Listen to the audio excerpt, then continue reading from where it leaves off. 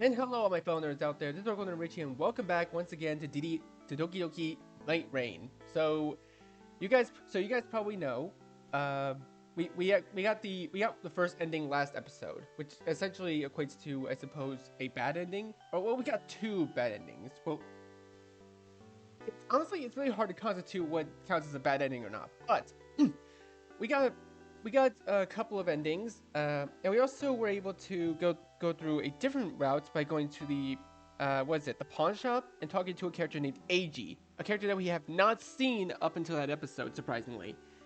But there is a process on how to get the actual ending of this game, and and when it comes to it, it's actually actually a lot simpler than it sounds.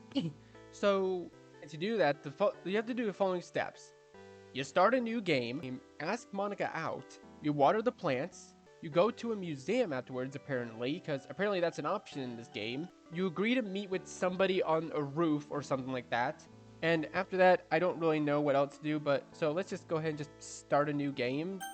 And I'll see you guys afterwards. Okay, so first step, we have to ask Monica out. That's the first step that I read at the very least. So I'm gonna go ahead and embark in that, and I'll see you guys if anything changes. Although it's actually really funny because I actually found out that I actually was doing something in the first episode of the series correctly. I was doing this right. I just didn't do the right sequence of events, which is kind of funny in my opinion. I didn't think that actually would happen. Anyways, okay. So after that, water plants, I believe. So it's actually, it's really funny that I apparently did something right the first time I played through the game, but I just went off track somewhere. And I feel like it would be kind of boring if I just loaded from my previous save and stuff. That would be boring. No, I ain't gonna do that. I will play this entire game again just to get a true ending. Cause I like to take everything in like a good gamer. Oh, the museum. The Museum of Evolution draws tourists to by the busloads all throughout the year, except maybe over the holidays. Perhaps I should see what the hype is about. All right. Sure, I can do that, but I kind of want to go to the arcade with Theory because I think I could do better at that rhythm game. Because apparently, from what I found out, there is a CG you can unlock by getting a perfect score on the mini game. I don't really know. I haven't done it yet. And I kind of wanted to try it in this episode. So I'll see you guys once the mini game starts. Okay, here we go. I've honestly never had to do this with one hand before. Oh God, wait, wait, please tell me I somehow got that. Please tell me that's a perfect score. I don't know if that's a perfect score. Oh God, wait.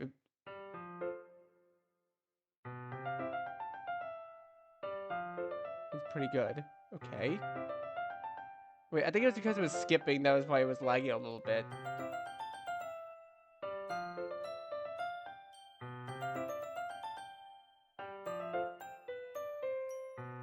Okay. All right. Well, I didn't get the CG. Hold up. Let me load back real quick. All right. Let's try this again. Take two.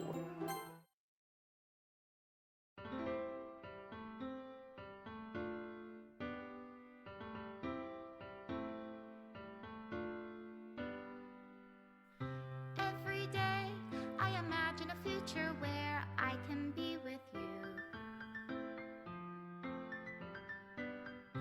In my hand is a pen that will write a poem of me and you. Damn it. Hold up. Gotta restart. All right. Take three. Yeah, I know you guys are hearing the song a lot, but trust me, this is for a good reason. Every day I imagine a future where I can be with you. Damn it. Okay, well. uh, let's try it again. Oh, shit, damn it.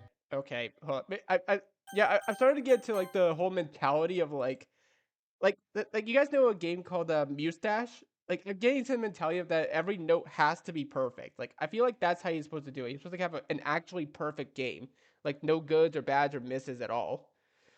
This might actually take a while. All right, here we go. Damn it! I'll leave you be. Come on, I got this. I got this.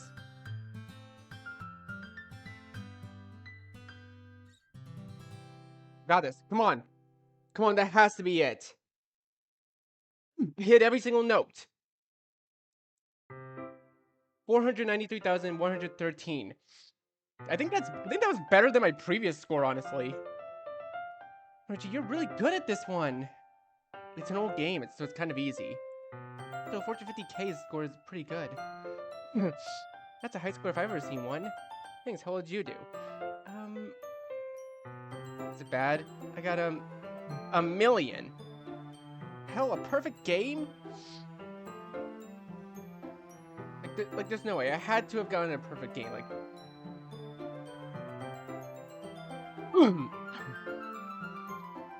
it's definitely not something you can earn on easy mode, but I suppose that's just theory being theory.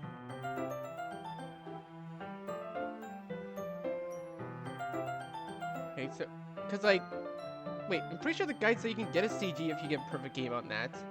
Right, I don't know if it'll actually change anything. I did as best as I possibly could, but I'm gonna go ahead and load back so we can actually go to the museum. So, the museum is where we need to go. Sorry, Sayori, maybe another time. It's been a long day. I'm looking forward to somewhere to relax. There aren't many people in the streets, just an old man walking his dog and a young couple talking in hushed whispers. The local museum is having a free day, and the sign that beckons me inside. Museum of Evolution. Sponsored by Suomi, Japan. The lights are dim and the hallways are empty. It feels like I'm the only one here. I can't remember the last time I visited a museum or did anything fun for that matter. My life's been kind of a mess recently. But now, at least for a moment, I feel at peace. Oh, I wander the halls gazing at the exhibits. The first exhibit I see is a statue of a bear. It looks lifelike, as if it's about to pounce on me. The next statue of plaque reads, Bear. Species Ursus arctos. Hey! Oh, it's you! I turn to Akemi, smiling back at me. She looks like she's in a good mood. Hi. What's up? You're here alone? Yeah, well, it was pretty last minute. Okay, I get it. I was in town and thought I'd stop by. I wanted to thank you for watering the plants while I was away. Oh, that's right! Don't mention it. And I didn't actually do anything. It rained the night after anyway, but I'd feel guilty if I told the truth. So, why are you here? I wanted to clear my head, I guess. She gives me a look. What's your opinion on evolution? Pardon? Evolution, as in the process of changing from one form to another? Huh. Never really thought about it, I just accepted it as a fact, like most people do. It sounds interesting. Really? I've always found it kind of boring. She smiles and her eyes twinkle. I mean, it takes millions and millions of years for an organism to change into something else, and even then it's not guaranteed. No. The thing that interests me is the most is the whole missing link argument. Do you know what that is? No? Well, in short, the earliest primates, like chimps, didn't exist at the same time as Homo erectus, or the earliest human. But they existed at the same time as sapiens, us. Does that make sense? No, I'm lost, sorry. In other words, it's the theory that humans in the present anthropoid apes evolved from the same ancestor. Yeah, just saying, Dev, there should not be a capital I right here with it should be lowercase. Paleontologists referred to it as the missing link because a fossil has yet to be found. Pausing for only for a moment, Akemi traces her hand along the outline of the bear statue. Only we might have found it. Who might have found it? Japan. The government, I mean. I have a bad feeling about where this is going. How so? They've been experimenting on things. Things that don't make a lot of sense and are, for lack of a better word, not from this world. You mean aliens? Me? I try not to roll my eyes. Maybe not. I'm just spitballing here. Try not to take anything I said here so seriously. He grins. Sure. Why not? We walk in silence a little longer after Akemi speaks again. Or until Akemi speaks again. You're still wearing that sweater. She smirks and nods to my school uniform. Yeah, it's part of the uniform. That doesn't mean you have to wear it outside for school. I mean, it's not really that big of a deal. Suit yourself, but if you ever get hot, I'm always down for striptease. She grins, and I can't help but laugh. Very funny. Hey, I'm being serious. She winks and I shake my head. Sure you are. Okay, let's see. How about a game of Would You Rather? Would you rather? What's that? It's a game where you pick between two scenarios. For example, would you rather lose your sight or your hearing? I think I'll go for the second option. If I can't see, I can't read. Ouch, a real bookworm, huh? Okay, I got a better one. Would you rather be locked in a room with a psychopath or a soldier who wants you dead? Definitely the soldier. At least he would be predictable. If the psychopath was someone you knew, even if the psychopath was someone you knew? I try to come up with an answer. Like, let's say it was your best friend, and they're going to kill you if you don't do it to them first. What a strange question. In that case, I'd still rather pick the soldier. That way I wouldn't have to hurt my friend. Good. Just one more. No, wait, it's my turn to ask a question. That's not how the game works. Her smile fades. Would you rather betray your friends, or would you prefer to die an agonizingly slow, painful death? Is that supposed to be a joke? Just kidding. I got my answer. I can see in your eyes. Forget I said anything. She forces a smile and rushes out of the museum. I'm left standing alone in an empty hallway, dumbfounded. That was such an odd interaction. Akemi can be pretty scary, but then again, I've only met her once or twice. I decided to catch her on the way out. I follow her outside. The cool night air feels oddly refreshing. Look, it was a stupid question, okay? Just forget it. She tries to evade me, her expression a mixture of anger and annoyance. Here. Holds out a piece of paper and scribbles something down and hands it to me. 818X XXX4392. What is this? My phone number. Call me if anything comes up, but until then, just forget we had this conversation. I have to go. Stay safe, Richie. Akemi walks off to the night, leaving me alone. Okay. Interesting. Very interesting. Oh, okay, someone's ringing. Oh, hey, Sayori. Are you still heading over to the fair tonight? Actually, it's Akemi's calling us. What? I remember giving her my number. Listen, Richie, there's something I want to talk to you about. Can we meet somewhere in person? Why, is everything okay? No, nothing's wrong. I just wanted to have a friendly conversation. Meet me on the roof of school today, okay? Huh? Akemi? Who the hell is that? This is a secured line. Look, I can't talk now. Bye! Okay? That was weird. Oh, you had to meet with Akemi. Gotcha, Pon.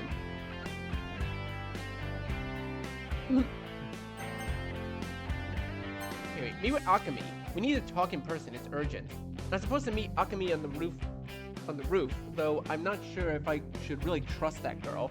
She hasn't been totally upfront with me about her motives. Ooh, okay.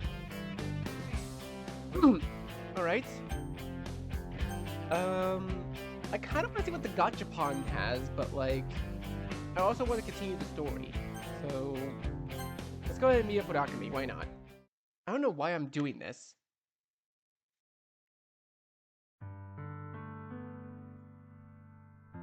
Oh, there you are, Richie. She's standing near the edge of the roof. The wind blows gently through her hair. Thanks for meeting me here. She smiles, a look of relief on her face. Yeah, no problem. So, how are things going with the literature club? Oh, good, good. Sari seems to be enjoying it at least. That's great to hear. I take it you've known her for a while. You two are close, right? Yeah, we're childhood friends. You can say we know each other since we were kids. Oh, how sweet! And the other members, they're getting along well too, right? Yeah, I mean, Natsuki's a bit eccentric, and Monika's under a lot of pressure, but they're both good people. Akemi frowns, looking a little concerned. Wasn't there another girl? Oh, she has purple hair. What's her name again? Oh, Yuri. Yeah, she's cool too. Quiet, but an excellent listener. That's good. I'm glad everyone's getting along. That's a good sign. What is? Nothing, it's not important. She takes a deep breath and looks up at the sky. Say, have you heard of the Shutai? You have, haven't you? Well, this is the first I've heard of it. Of course, clever little kid like you would have done his homework. Story is one of those urban legends, kind of like a conspiracy theory. It's been circulating since the early 2000s about creatures that lurk in the dark. Creatures that hunt and kill and steal the flesh of their victims and leave no trace behind. Some say these mindless abominations are the result of human experimentation, while others claim their existence can be a punishment from God. His way of getting back at those who've stayed too far from the righteous path. We're still talking about an urban legend, right? I mean, if this stuff fascinates you, then more power to ya.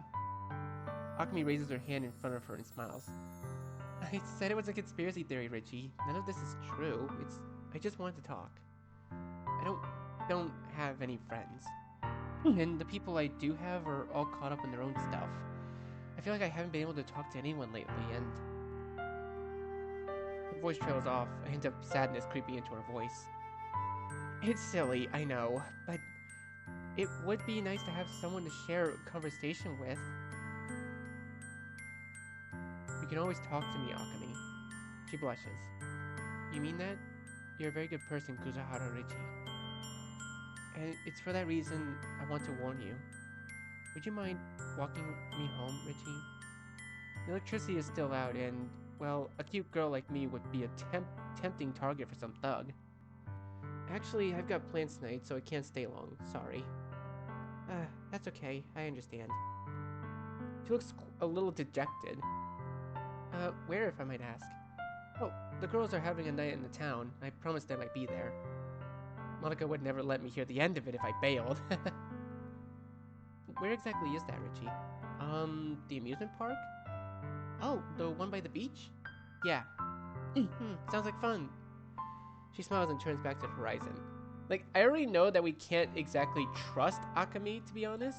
Like, let's be real. Like, if she was on like the same side as Hiro and I forget what was the investigator's name. It was like Tasuo. Yeah, Tasuo. If she was on the same side as Tasuo and Hiro, then we're probably putting ourselves in more danger than we should. I wish I could go. She leans against the railing and stares out across the city. Why are you so curious about the literature club all of a sudden? She looks away, her expression blank. She turns back towards me, her face a mask of false cheerfulness. I've always wanted to join the literature club, but never had the chance. You see, I was homeschooled growing up and never really had many friends. This will be my first time joining an extracurricular activity.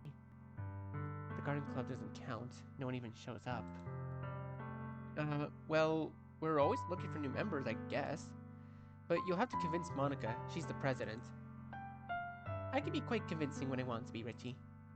Anyway, it's getting late. I should head out. Alright, have fun at the fair. She pulls out her cell phone and starts fiddling with it.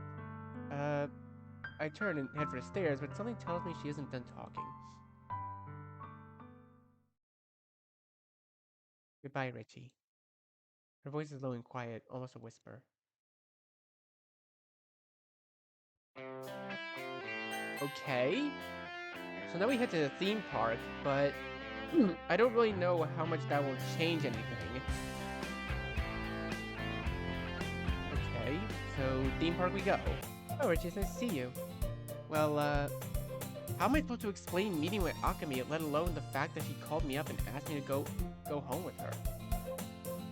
I should probably keep that to myself. Oh, okay, that's new dialogue. Whatever, let's go already. There's a lot of cool rides I want to hit today. We're burning daylight. Okay, so... They begin walking away, leaving me dumbfounded. I fall behind them, my heart beating faster. Something about the way Akemi spoke earlier is giving me chills. What is she planning? What's her goal? Why is she so interested in the literature club? Why did she choose to reach out to me and her head is spit? Whoa! I'll be honest, actually kind of jump scared me a bit. The whole freaking screen was glitching out. I should focus on having fun with the girls. Oh my gosh, what is that? Look over there, it's huge. I snap back to reality. The fairground's light flicker and speakers buzz. We're founding. Okay, yep. So now I can actually skip the text, but I'm gonna go through this slowly in case I miss anything. Perfect. No more thoughts about the shoe tie or the accident or Akemi. At least for today. God only knows what tomorrow will bring. Okay. Okay, wait, this gift stopped here. Is it an attack? Shoe tie or does it sound like thunder and the ground shakes beneath her feet? Alright, so this is all the same. Oh! Wait, we can go to locker 57 now. Wait, we weren't able to go there before, were we? Oh. Okay, this should be interesting.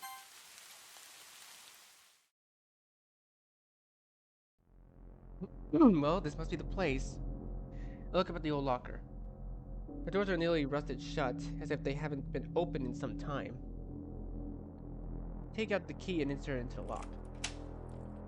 Large metal doors open with a creak, revealing a pile of boxes and old clothes. Boom!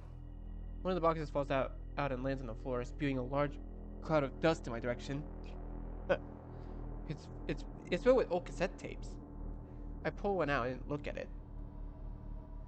The Adventures of Captain Spaceboy, Volume 1, The Beginning. A Spaceboy production, 1998? Huh. I put the tape back and pull out a small dusty book. The spine is cracked and the pages are yellow with age. The faded cover depicts a girl and a boy standing under a tree. A single apple hangs on its branches. I flip it open. The poem book. The words are written in elegant hand. The letters flow and curl across the page. The world is quiet here. We sit and listen to the whisper of the summer's breeze, a song of birds' call, to the echoes of laughter. The world is quiet here. I read the first poem aloud. It's a simple, beautiful poem, but there's something melancholic about the way it's written. A folded piece of paper falls over between the pages. Every time I pick it up, unfolding it carefully. It's a letter addressed to General Ishishiro, dated August 14th, 1945. General, as you know, the might of the enemy's newest weapon has been unleashed upon our great nation. We are now facing an existential threat unlike anything seen before by the likes of men. In light of this, I feel it is necessary to discuss the potential applications of our own project, as well as its viability in the face of this new threat. I urge you not to surrender. I urge you to continue fighting. Our country may be crippled, but our resolve is unbroken. I understand that the research has been deemed too risky for human testing. However, it is my firm belief that with more resources and time, we can develop a weapon capable of eclipsing the enemy's atomic arsenal. With respect, Major Masaru Saito, 13th Division Imperial Army. There's another letter taped to the next page. September 1st, 1945. General Ishishiro, as requested, I am writing to inform you the recent discoveries made by the division. Redacted was successfully transferred to Redacted last month, and preliminary tests have revealed the object to be stable and undamaged by the blast. We were, however, surprised to discover a series of redacted etched into the exterior of the surface, which have since been, you guys guessed it. While the meaning of these symbols is not known at present, our experts are currently working diligently to decipher the diligently to decipher their significance. Sorry, I lost my place for a second. In addition, the superstructure itself seems to be made of an unknown material, one of which does not appear to be of something origin. This suggests the possibility of something's involvement, a theory which has been gaining traction among the scientific community as of late. Further updates will be provided as necessary. Respectfully, Captain Fujiwara Masanori, 13th Division. The hell is this? December 16th, 1949. The first was successful, and we are now ready to begin second stage plans. All preparations are complete, and we are awaiting your approval. I cannot stress enough how important this mission is. If successful, it will not only secure our position, but ensure the future prosperity of our nation. Respectfully, Captain Takahashi Hideaki, 13th Division, former 13th Division, Koshian Naval Base. Dude, there's so much lore going on, I have to read all of this. Like, seriously? Director Nakamura, my name is Kazuhara Hiroshi. Wait, isn't our character's last name Kazuhara? And I work for the Special Division on Redacted. And I regret to inform you that during the routine maintenance, non-Euclidean class Shutai 0013 escaped, resulting in the deaths of several researchers and security personnel. Though it escaped around Redacted, we are tracking the entity using Redacted. The retrieval team has been assembled and is preparing to depart within an hour. I am sending this message via courier, as it is imperative that this information not to be compromised. Respectfully, Kuzuhara Hiroshi, JSDF, Koshian Special Division. April 6th, 06. 2006. I've been thinking about what happened. About why I did it. I've gone over events 100 times, 1,000, I still don't know. I'm going crazy. Maybe I've always been crazy. Or maybe... No, I can't lose myself. Not yet. There's still too much to do. April 10th. This was a mistake. I tried having lunch earlier and nearly threw up. I can't eat. I can't sleep. All I can do is sit here and think. Thinking is a mistake. Thinking is dangerous. Because when I think, I remember. Christ, I'm hungry. It's been nearly a week since I started writing this damn thing. It's weird. I feel like myself, and yet I don't. Like, wait, did I skip something?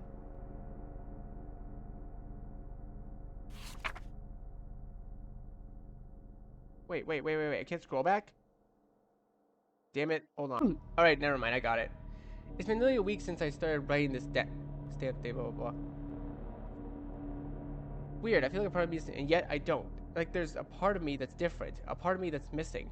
I keep dreaming about last week, seeing his lifeless body, blood seeping from the wound in his chest. Why did he have to die? Why did I see him everywhere? In the street, in the mirror, in my dreams. He's calling to me, pleading with me to stay back. It's driving me mad. I think the only reason I'm still here is because of the journal. Writing it helps me focus, keeps me grounded. Hiroshi, I'm fine. Everything's fine. Hey, who are you? I snap back to reality as a familiar voice fills my ears. A man in a black hoodie is standing by the entrance, his face a mixture of curiosity and concern. Gee! Hey, what's up, man? Sup? He waves, a coy smile on his face. Out of me! Sorry about that. I didn't mean to sneak up on you. I tuck the journal into my shirt and go greet him. Find anything interesting? Some old papers, nothing too exciting. He nods, then glances around the room, his expression unexplainable. Cool. Anyway, I'm looking for a guy. You seen him? Tall, blonde, green eyes, wears an orange jumpsuit. I don't know anyone like that. Well, if you do see him, tell him he owes AG 500 yen. 500 yen? That's like $3. Who cares?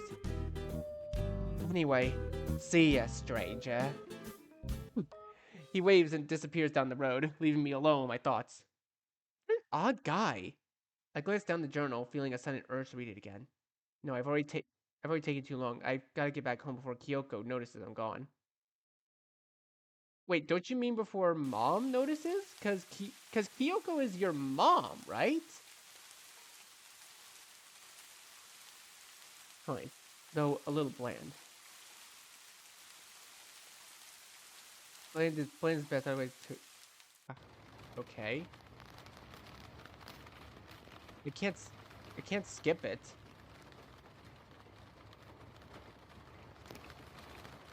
Okay, well, I'm just gonna go ahead and I'll skip ahead and see if there's anything new. Okay. It's here.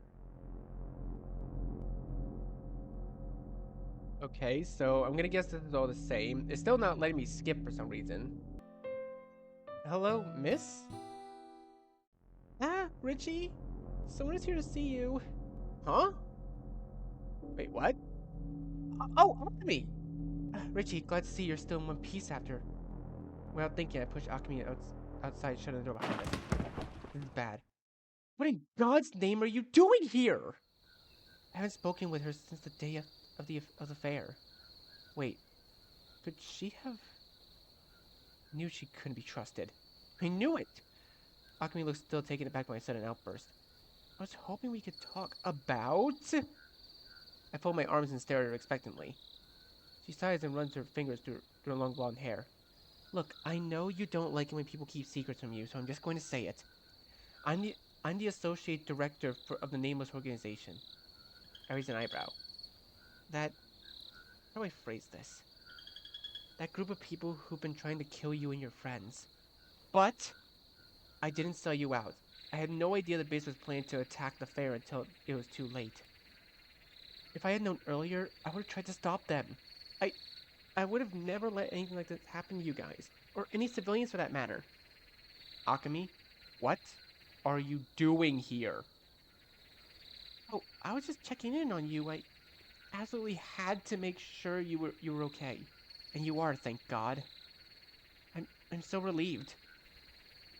And I am not buying it. So, can I come? Yuri steps out from the house onto the front porch. She sees Akemi. Hello? Sorry, my memory's a little fuzzy. What did you say your name was again? Akemi takes a few steps back, her eyes wide with shock. Hello? Miss Nakasone? Yes, that's my name. Well, it's nice to see you're doing well after the, accident. Thank you. Akemi, you're such a stupid idiot. Why? Why would you bring up the accident of all things? Do you have a death wish? You are alright. Are you alright? You look a bit pale. I'm fine. Oh, I see. So you're a friend of Richie's. Why didn't you say so? What is she doing here? Monica, answer the question. And I might let you we're just talking. Talking? About what? Monica's eyes suspiciously, her gaze never leaving Akemi. I'm here because I want to join the literature club. What? My standards surely have fallen. I figured the nameless organizations would have at least said someone a little more, I don't know, inconspicuous. But now I understand. They said the most annoying pest imaginable, didn't they? No, that's not why I'm here. Please, just listen to me. You have 10 seconds. Alright. Think, Akemi, you're a smart girl. Shit, my mind's going blank. I just want to see Richie. Why did I come here? Think. 3. Right, deep breaths, just go for it. Look, I didn't let the organization know about your trip to the fair, honestly. If I had known, I don't care about the fair. I was the one who called them.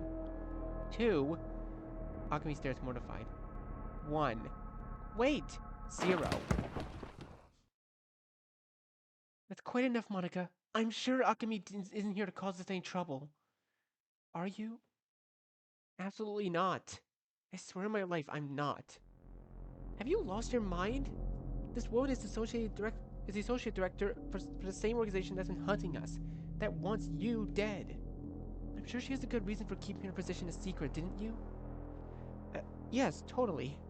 My job doesn't exactly afford me many opportunities to make friends, especially when I'm dealing with, well, people like you.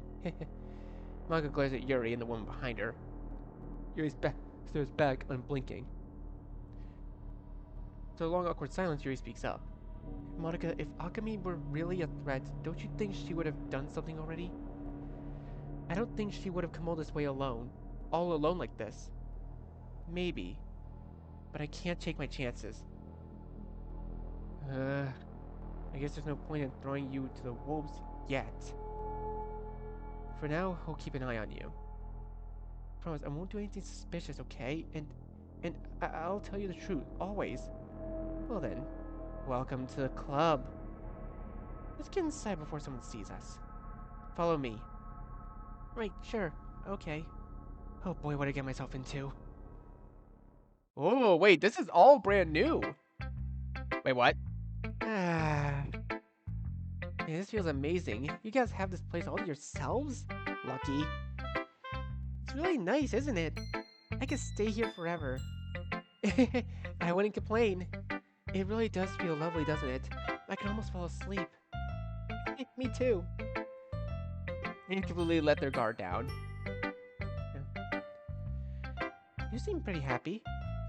I suppose I am. It's nice to finally have some peace and quiet.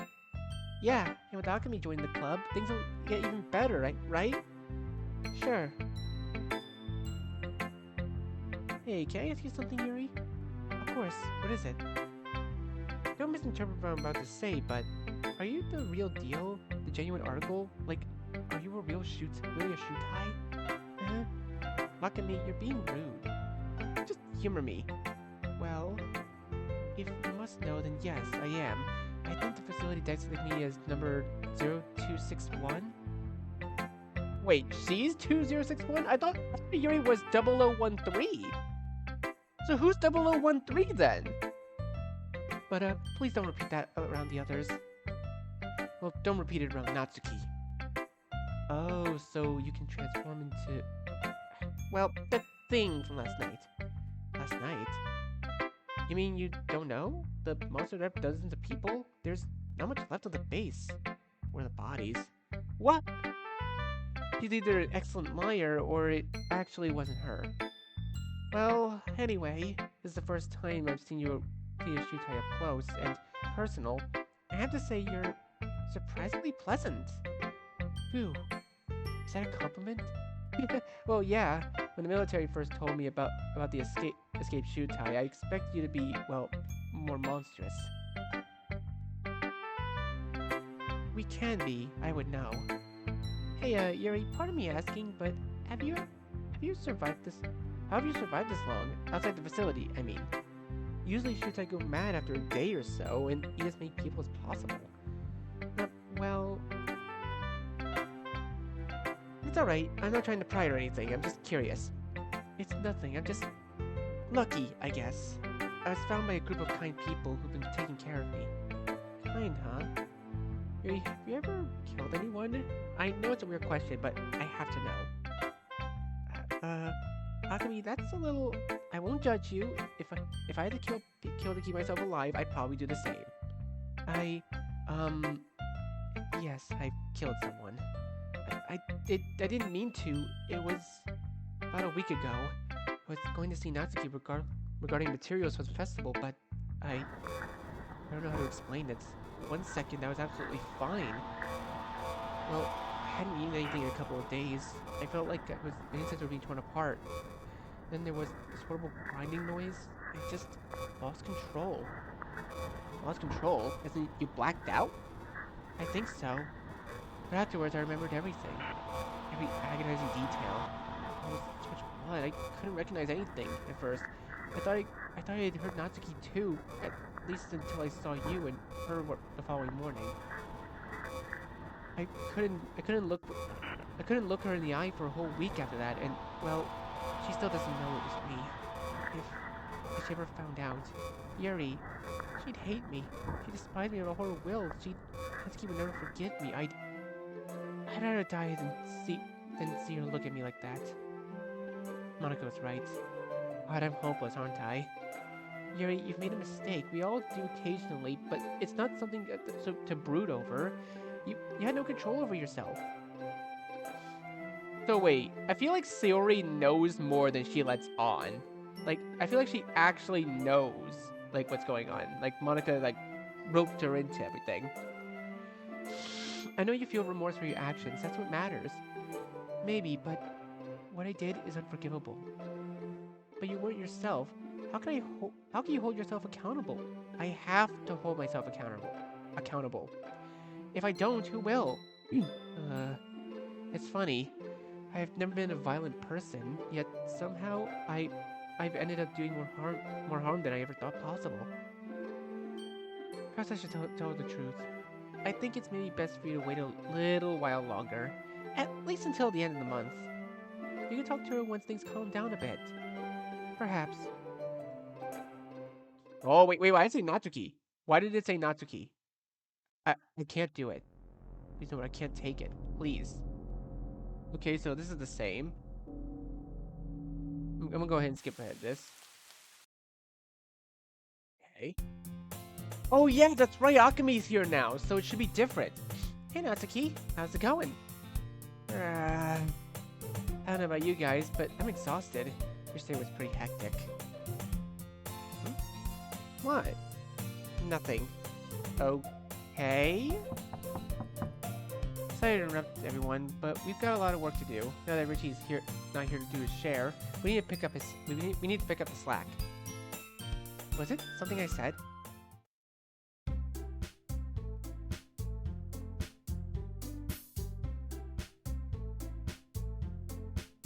Okay. Whoa. All right. So Natsuki screams in.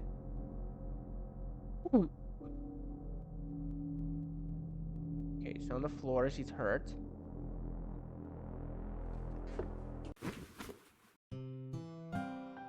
Okay. Wait, like, seriously, in every single one of these DDLC mods, like, Natsuki always gets the short end of the stick. Like, quite literally. Alright. Okay, to the backyard. You missed this area is off. Alright. Richie, turn around surprised. Akami! You shouldn't be here. Yuri's lost control over herself. If you don't leave now, she'll... Why did Akami have to show up now? Turn back around and continue walking. You're being ridiculous. You have no idea what she's capable of. I'm telling you, you're gonna... Hello? Earth to Richie? You're not even listening to me. She's going to kill you. Look, Yuri is... Whatever she's become, she's still my friend. I can't just abandon her. I won't. So either shut up and help me or get the hell out of my way. You still have the syringe Dr. X gave you, correct? If she really has gone berserk, then you have to use it. Not this again. I look at the syringe. I don't want to hurt her, but if Yuri's lost her mind, then maybe this is the best thing to do.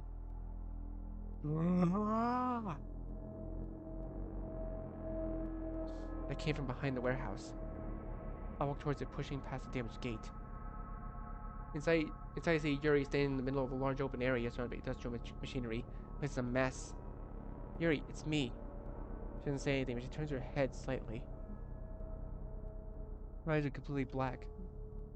I walk over to her slowly, hands raised in a non-threatening manner. Her eyes narrow. Easy, easy. It's me, Richie. No, stay away. She sounds like she's in pain. I'm not going to hurt you, Yuri. I just want to help, please. She looks away. But Natsuki is fine. I hope Natsuki is fine. Come on, let's go back home. We can talk there. Ah! Her voice echoes throughout the factory. Watch out, she's going to... I swear to God, this doesn't change the ending somehow. I'm gonna be so pissed. Huh? What are you doing? Run! But I don't. Instead, I step towards Yuri. I'm not sure why, but I feel like it's the right thing to do. As I take a step forward, Yuri begins to transform. Her skin begins to tear itself apart, her muscles converge, and her teeth grow sharper. And yet, I'm not afraid. Not even as the monster lunges at me, mouth wide open, ready to devour me whole. Instead, I raise my hand. As if in a trance, I reach out and place it on Yuri's cheek. Yuri pauses briefly. She stares at me. For a moment, I'm convinced that she's going to attack again, but instead, she seems confused. Huh? Am I hallucinating?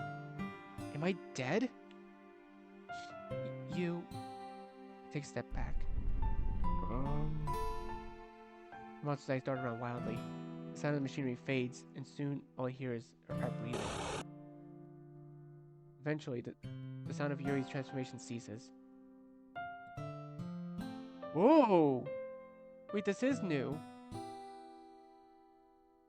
She looks back at me. You're very stupid, you know that? Without thinking, I wrap my arms around her, pulling her close. Oh! We actually get to see it! She tenses but doesn't move. I absolutely love it when mod makers make custom CGs like this. It's so good. It looks so official too. Like, it's crazy.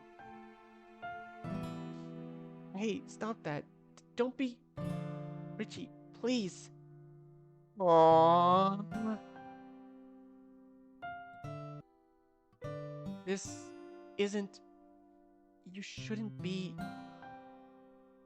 I don't know how to explain it, but I don't want to lose her again. So I hold her tightly, refusing to let go. Eventually she relaxes and returns the embrace. Sob. We stay like this for a long time, neither of us moving. I stare at her, unsure of what to say. I feel a little foolish now, but I'm not sorry. Not for any of it. Till the bitter end, huh? It appears she'd rather die than hurt those she cares about. Isn't that touching? Quite the sentimental fool. Monica? You know she's not human, right? That thing you just hugged, it's a monster, a flesh-eating machine.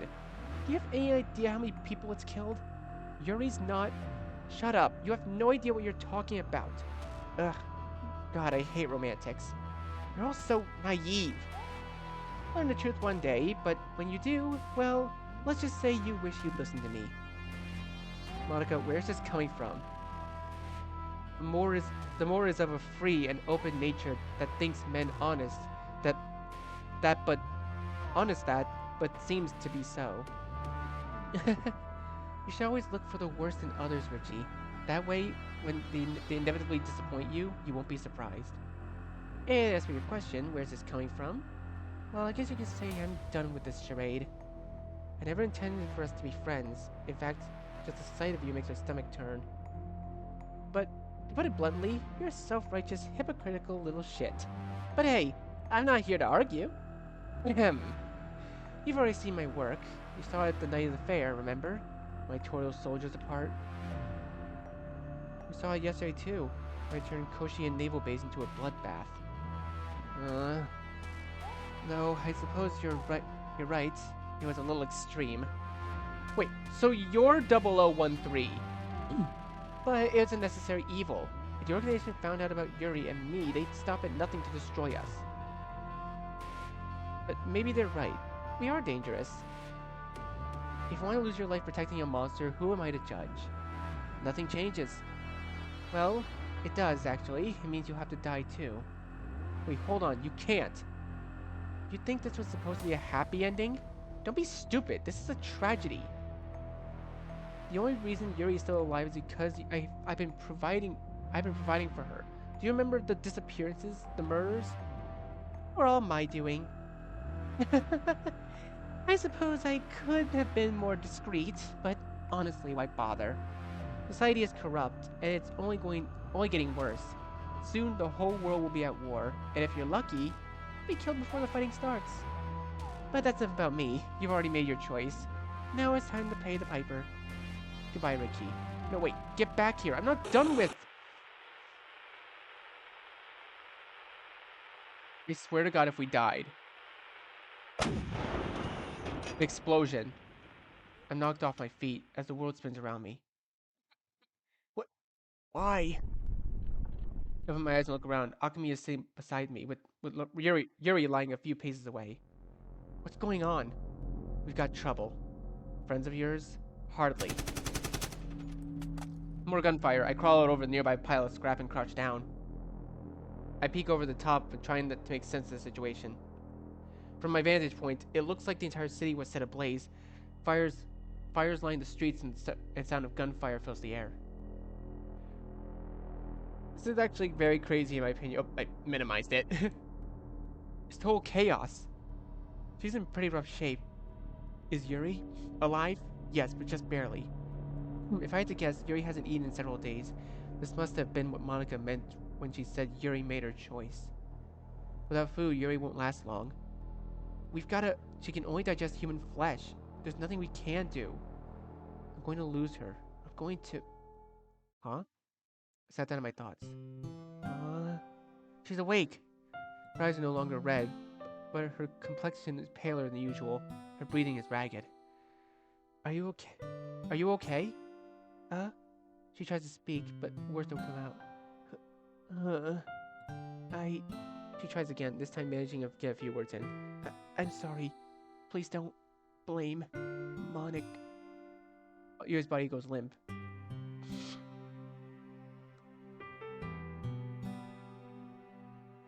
No. Sorry, but she'll be dead within the hour. It's better this way, believe me. She's suffering. Shit, Richie, cheer up. If I tell you how to save your friend, will you stop moping already? I didn't think you were this sentimental. Save Yuri? How is that possible? The music does not really help, honestly. Tell me. Well, I just so happen to be the associate director of a certain nameless organization, remember? Getting my hands on a fresh corpses may sound morbid, but it's not totally out of the question either. I can't promise anything, but it's worth a shot. What do you say, Richie? You mean drag Yuri back to that horrid laboratory where she was experimented on? Well, I promised to find a safe place to stay outside the organization's jurisdiction. They won't be able to touch her, trust me. Sorry, Akemi, I find it very hard to trust you. Why are you so interested in helping me anyways? What's your angle? Well, if I told you that, I'd have to kill you. Huh? I'm kidding, jeez, lighten up. Look, just for once, I want someone to trust me without thinking. I've got some ulterior motive. Is that too much to ask? Well, technically yes. Please, save Yuri. Yippee! Alright, first things first, we need to get out of here. The organization's got their hands full right now, so we shouldn't run into much trouble if we take the sewers. I'll need your help. Yuri weighs at... Richie? I stare to the sky, watching smoke as the ash fill the air. You don't think... That's Monica fighting out there, do you? Who else would it be? She's not exactly the hero type. Hey, wait, this isn't part of the plan, you know. You're going to get yourself killed. I can't just leave her, even after everything she's done. But more than that, if Monica's not stopped, there won't be much of the city to go back to. Yuri, I'm sorry. I'll be back soon. Hang in there for me, okay? I run off, leaving the girls behind. Huh. That damn idiot. Holy shit! Dude, look at this place! It's ruined! Monica! I call her name, but the sound of gunfire drowns out my voice. This is crazy. How am I supposed to find her? Find her in this chaos? Damn. Hey, you! This is no place for civilians. Return to your home immediately. Ignoring him, I run past the military barricade into the streets. The ground shakes as a nearby building collapses, the force which sends me flying backwards. I slide into a nearby building as the earth around me cracks and shifts. Oh, ow. I sit up slowly, dazed. That really hurt. I stagger to my feet and look around. I landed in a large crater. A pool of water sits at the bottom, surrounded by piles of rubble and debris. This looks like it was caused by a shell strike. I'd never seen destruction on this scale before. Everywhere I look, the world is burning.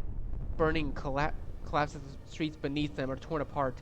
People scream as they run for their lives. The soldiers rush by, trying desperately to keep the enemy at bay. It's complete utter chaos. But amidst all the death and destruction, a single thought runs through my mind. Monica. With renewed determination, I start towards the heart of the city, determined to put an end to Monica's madness. I make my way down to the streets, doing my best to avoid the fighting. Eventually, I arrive at the center of the city, and what's left of it anyway. Corpses lie motionless on the ground, their contorted bodies riddled with bullets and shrapnel. The sulfur tinge in the air is almost unbearable. This is it. Monica is close. I can feel it. As if drawn by a magnet, I begin to move forward towards the middle of the plaza, towards the epicenter of the chaos. Then suddenly, everything stops. The fighting ceases, the explosions fade, the world gets silent. It's like time has stopped. And she appears. Monica is standing in the middle of the plaza, her back turned. She faces away, but speaks to me nonetheless. I told you not to get involved. You're just too stubborn for your own good. But that's not why you're here, isn't it? You really do like me. I knew it all along, but you're just too prideful to admit it. The syringe is still in my pocket. I didn't come here to talk. I came here to stop you. Oh yeah? And how are you gonna do that, With love? Is that it? Are you gonna wrap me around your arms and tell me it's gonna be alright? That's such an overused cliche. Then again, so are you. And it'd almost be kind of cute if it wasn't so sad. She turns to face me, her face near devoid of emotions, yet her eyes seem to burn with rage, a special type of hatred. Hatred towards me. She takes a step forward and then another and another. She continues walking towards me, her expression unwavering. Her voice is soft, almost a whisper. So tell me, hero, you feel powerful now? Like you've saved the day? You can't be more wrong. All you've done is waste your time and mine. The fighting will start again soon, and you have achieved nothing. So selfish. Only thinking of yourself. I've come this far, there's no turning back now. If I'm going to stop her, then I need to end this here and now. I reach my pocket and take out a syringe. Is that a gun in your pocket, or are you just happy to see me? Ma'am, you're actually serious, aren't you? And they say romance is dead. I grip the syringe tightly. This is the only chance I'm going to get. This is about to strike, she moves. Oh no, you don't! Uh-oh. In the blink of an eye, she's on top of me. Her knee presses against my throat, her nails dig into my skin. Don't be a fool. Pain is unbearable, but I manage to stay conscious. I'll lose, not now, not after coming this far. I try grabbing her arm, but her grip is like iron. She presses down harder, and my vision begins to blur. Don't make me hurt you, Richie. It's not worth it. I look up at her. I see the sadness in her eyes. She really doesn't want to do this. And Mr. Syringe, bring up locker 57? Oh shit! Okay, wait, we're probably on a timer here. Oh, so we either kill her or we talk to her. You know what? I kind of want to see what happens.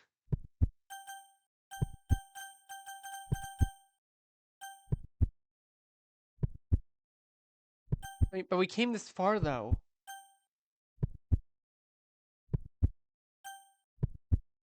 Bring up locker 57. I think we should bring that up. Let's just see what happens. I muster all the strength I can, push her back. He stumbles and falls on the ground. What? You... I know about Locker 57. Do you remember it? You have no idea what you're talking about. Your poetry was really beautiful, by the way. You should keep writing. Did you? I read your diary. I know everything. About the organization, about Koshi and Base, about... Shut up! Can't you just keep your mouth shut? You don't... You have no idea what I've been through. What I've had to do. Monica. You see this massacre? These bodies? They're just collateral. Do you have any idea how much blood is on my hands? How many lives I've ruined? Do you have even the faintest clue of how this feels? To know that the person you used to be is dead? To start each morning knowing that every waking moment is spent being someone you hate? No, I don't think you do, because if you did, then you would understand why I'm doing this. So please, stop trying to save me. Stop trying to understand me. Just let me go. I'm a monster. I'll always be a monster. No,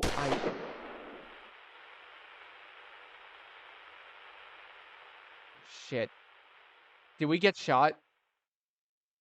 It's like the world around me has stopped. For a brief moment, everything's silent. Then chaos resumes, and the sound of dying fills the air.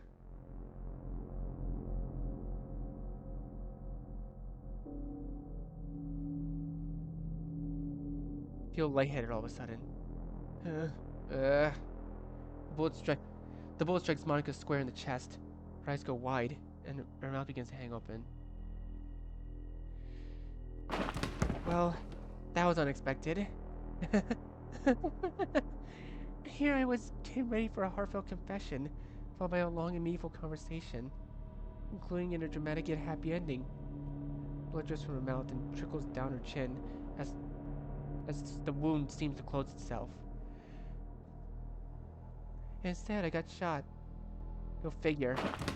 She stumbles and staggers toward regaining her balance. You have to do better than that. Not human, remember? Here, let me show you. Repeat after me. I, Kuzuhara Richie, hereby promise to leave Kawasaki Monica alone forever and ever.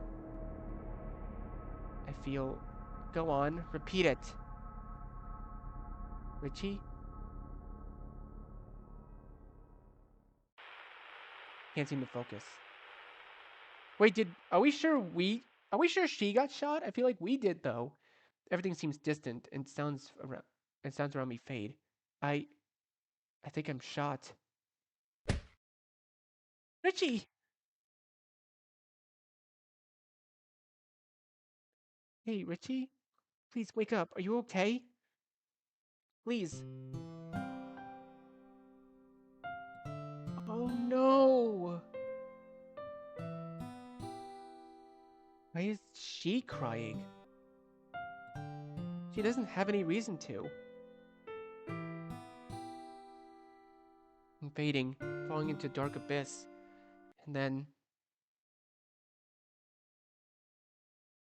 No, don't you dare tell me that we died.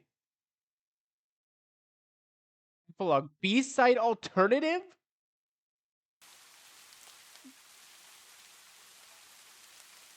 What do you mean B-side alternative?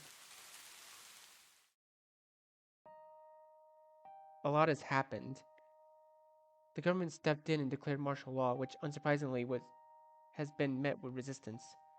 There have been several protests and riots throughout the city, but for the most part, things could be worse. The media has been reporting of any events surrounding the disappearances and murders with a surprising amount of restraint. I suspect that will change when they get their hands on my report. And so, with the death of Kawasaki Monica, the blackouts and mysterious strings of disappearances came to an abrupt halt. While it is impossible to know the exact number of victims, the best estimate is somewhere in the range of 200 and 300 people. That's a lot of bodies. While some may argue the military's reckless shelling is partially responsible for their deaths, I would disagree. In the end, I believe the blame rests squarely on the shoulders of the nameless organization and their leader, Nakamura. Mr. Nakamura. Director Nakamura and the true identity of whom is yet to be discovered remains at large, However, given his age and physical condition, I doubt we'll ever find him. Still, it would be nice to put a name to the man responsible for all of this. As for the literature club, well, oh hey, are you going to finish that? Oh no. Seriously, who orders 2 bowls of ramen and doesn't eat? Sorry. Ah well, more from me. As for Richie, I suppose I owe you an apology. I never really trusted you, not completely anyway, but looking back on it, I think that was a mistake. You were a good kid, and I believe you really did want to help people. I can't help but wonder, what would have happened if we'd worked together sooner? Maybe... No, there's no point in dwelling on it. It's chilly tonight. You sure you don't want to come inside? You'll catch a cold. I'm fine. The rain feels nice. If you say so.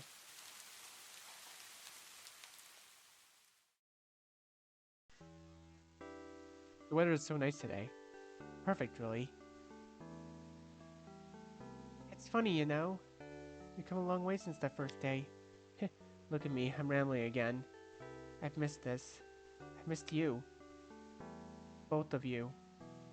But I think I've said everything I need to say, haven't I? There's not much left. You know, it's not fair, really. I never got a chance to say goodbye. I never got the chance to tell you how I really felt.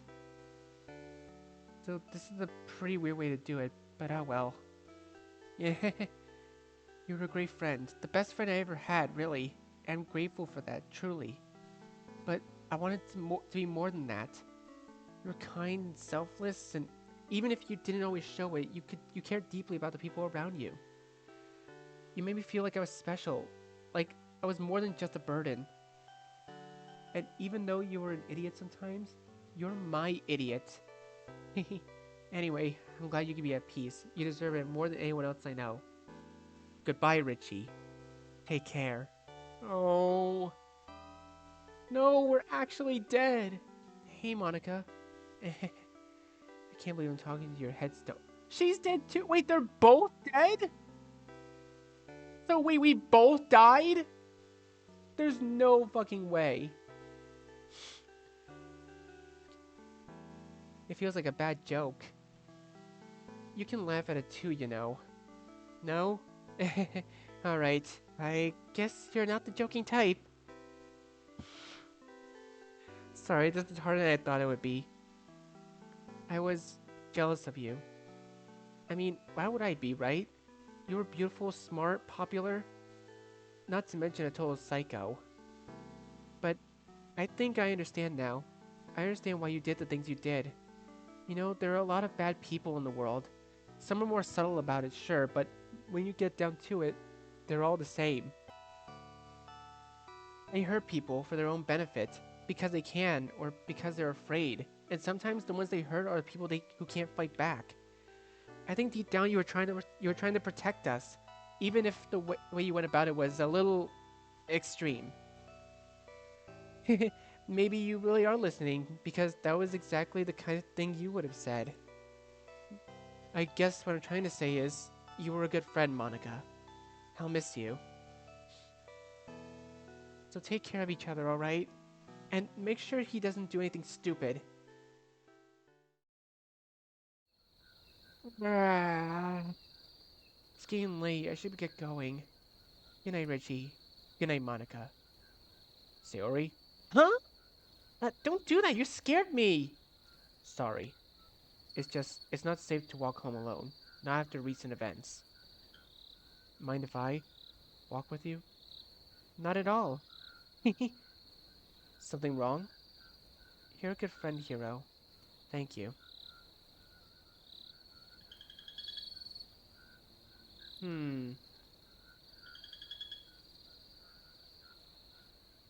Oh, no, there...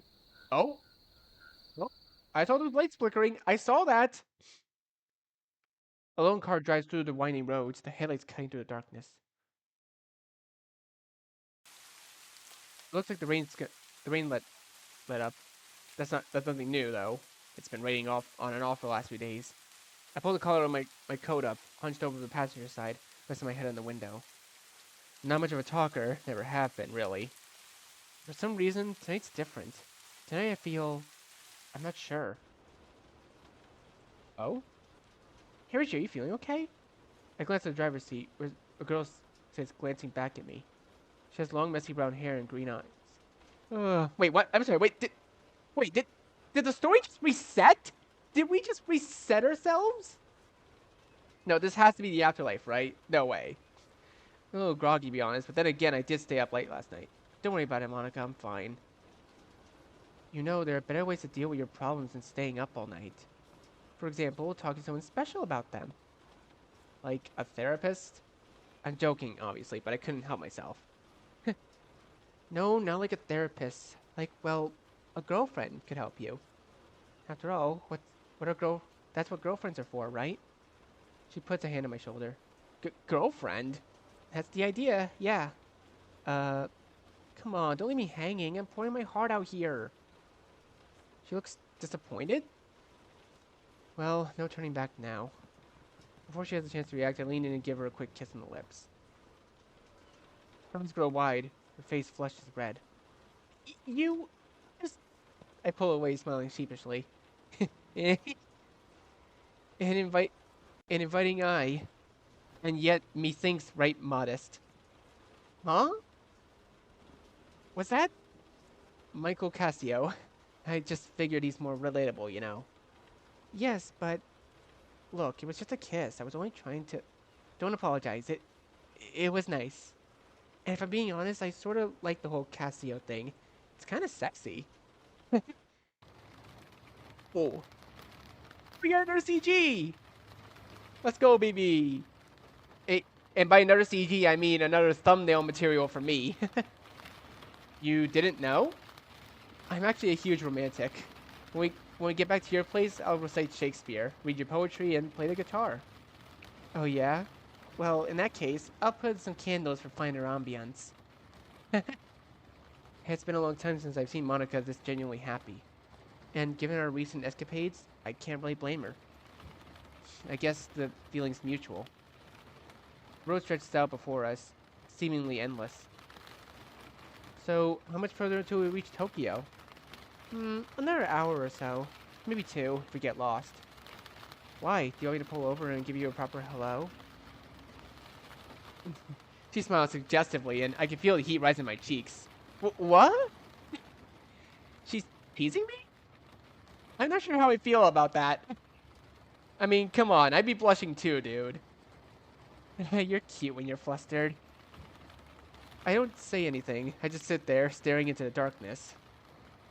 But in all seriousness, you should get some rest. It's going to be a long night. She reaches over and takes my hand. Her touch is warm. You're one to talk.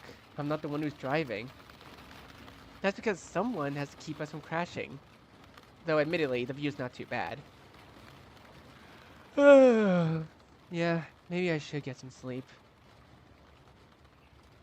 I close my eyes and lean back in my seat, letting out the sound of the engine lull me to sleep. My last thoughts are of Monica. Good night, Richie. Wait, that's it? That's how it ends? No effing way that's how that ends! Dude! Wait. Is it Teto? Is that Kasane Teto?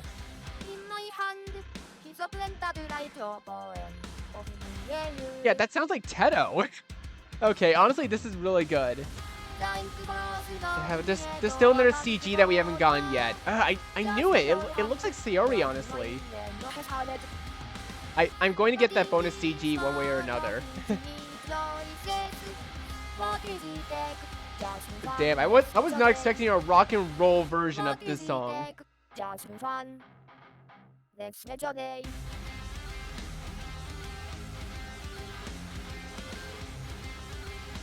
Right?